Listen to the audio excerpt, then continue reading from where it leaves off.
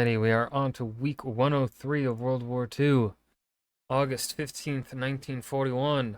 Churchill and Roosevelt vow to destroy all Nazis, except for the ones that will help them with their science projects. Yay. Let's dive in. No, they said destroy Nazi tyranny. That's the specific wording, destroy Nazi tyranny. No, they don't mention anything about Italy. Nope. Nope. Damn. Poor Italy. I'm sorry, Italy. Y'all haven't been good since, well, Rome. Okay. August 15th, 1941. This week, British Prime Minister Winston Churchill meets American President Franklin Roosevelt in Canada to hammer out a few things. Do you suppose it will have any repercussions?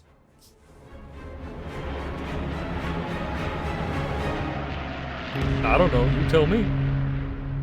I'm Indy Nidell. This is World War II. I'm right. Last week, German Army Group Center finally eliminated the Smolensk pocket and took over 300,000 prisoners. They have also surrounded two Red Armies in Ukraine and are preparing for a big push on Leningrad.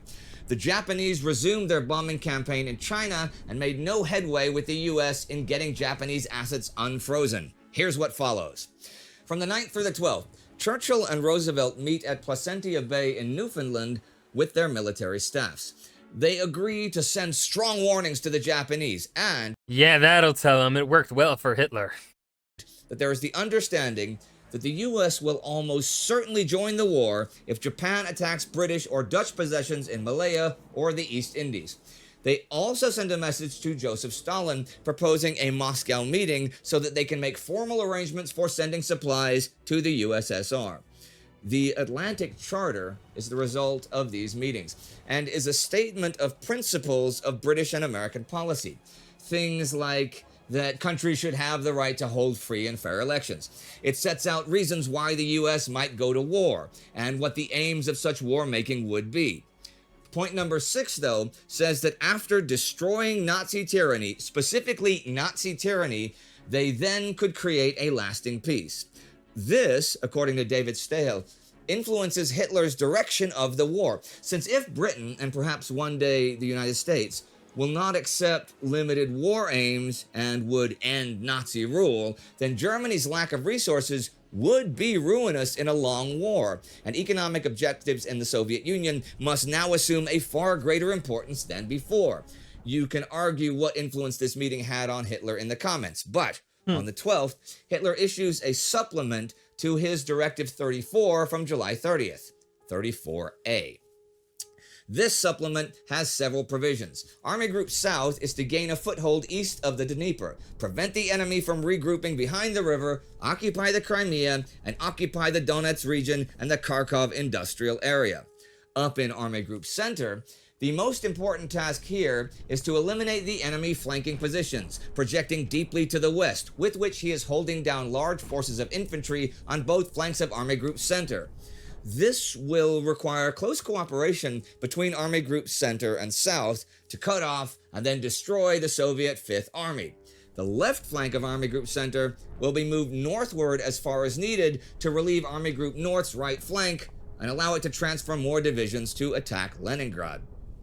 Only after these threats to our flanks have been entirely overcome and armored formations have been rehabilitated will it be possible to continue the offensive on a wide front and with echeloning of both flanks against the strong enemy forces which have been concentrated for the defense of Moscow.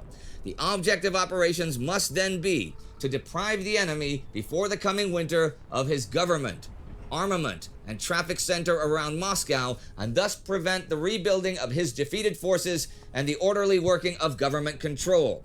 Before the beginning of this attack on Moscow, operations against Leningrad must be concluded, and the aircraft from 2nd Air Fleet, which are at present attached to 1st Air Fleet, must again be available to 2nd Air Fleet.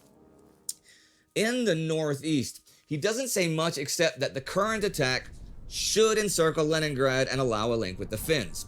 Stiff resistance there over the next few days, though, impels him to demand that Hermann Hoth's tanks head north to help Wilhelm von Leeb's flank.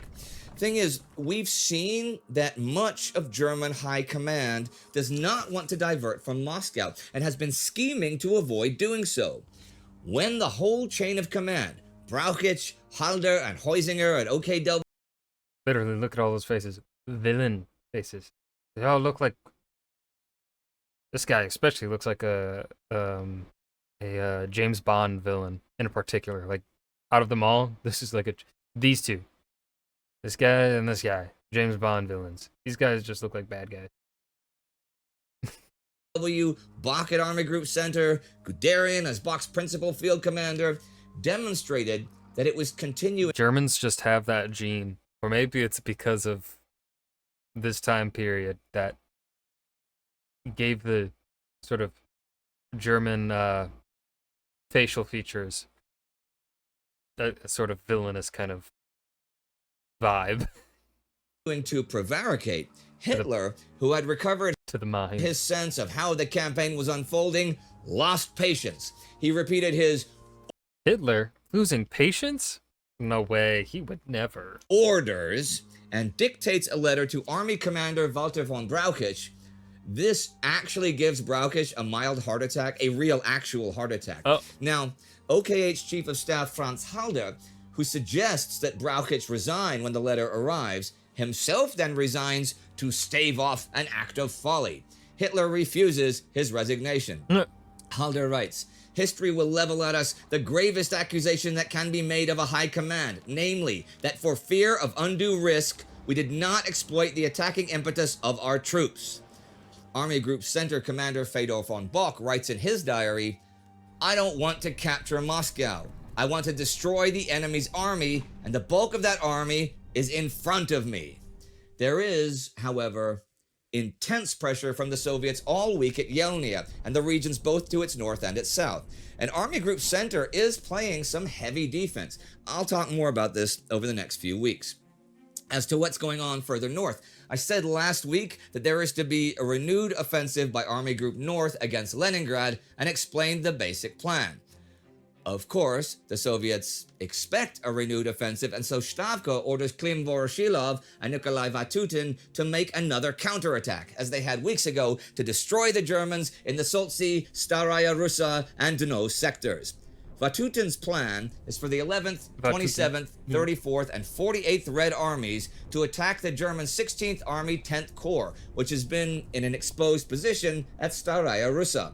The 48th will attack west of Lake Ilmen towards Utorgosh, and the other three south of the lake to cut off the Germans and take Soltsi, Dno, and Cholm, which would break up the whole German advance on Leningrad, right? Well, this Red Army attack begins on the 12th. But the Germans preempt it by sending the 16th Army and the 10th Army Corps towards Novgorod and east of Staraya Russa already the 10th. This sabotages the impending attacks by the 48th and 11th Red Armies. The Germans stop the 27th Army around Cholm, but the 34th advances a full 40 kilometers and reaches the Dno-Staraya Russa Railway the 14th. They do manage to surround the 10th Army Corps, the objective, and threaten the rear of the panzers advancing on Novgorod, but on the 14th and 15th, Lieb sends in two motorized divisions, the 56th Motorized Corps, and air support to assist the 10th. So the week ends with the Soviet attacks failing, though Finnish attacks this week south of Lake Ladoga reach Vuosalmi.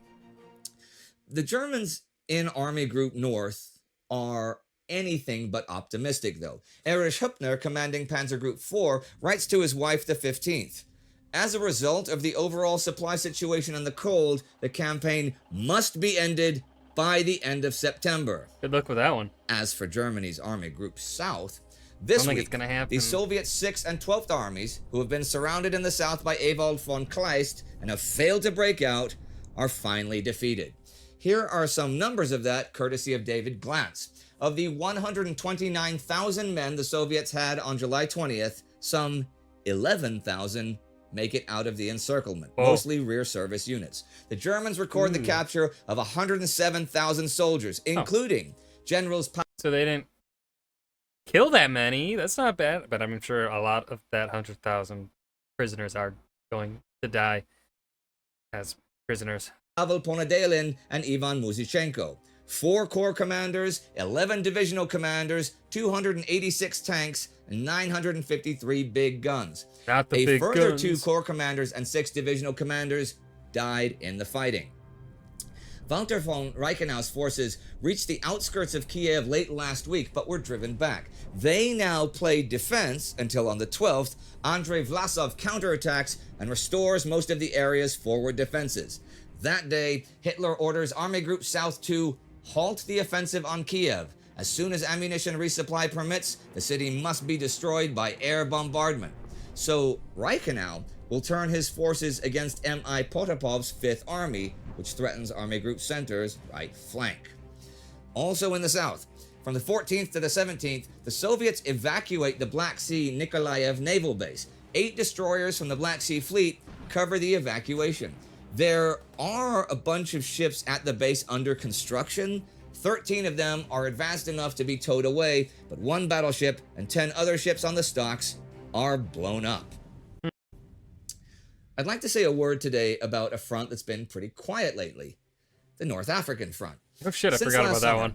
Churchill has Been a been while. more and more concerned by what seems to him the unreasonable difference between the number of troops Britain has in the North African theater and the number of fighting formations and aircraft that can actually operate at any one time.